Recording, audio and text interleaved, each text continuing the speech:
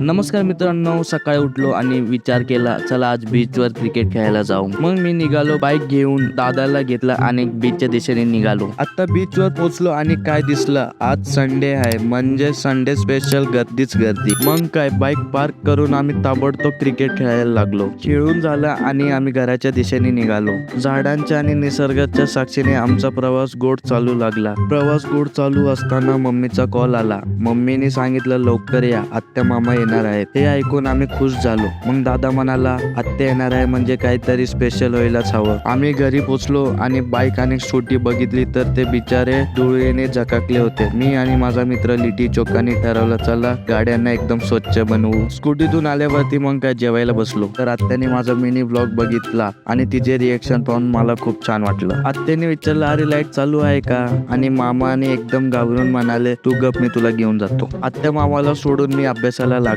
Blog पाहताना तसंच लक्षात आलं अरे आजचा मिनी ब्लॉग जर आवडला असेल तर लाईक शेअर सबस्क्राईब करा. भेटूया नेक्स्ट ब्लॉग मध्ये. Bye bye.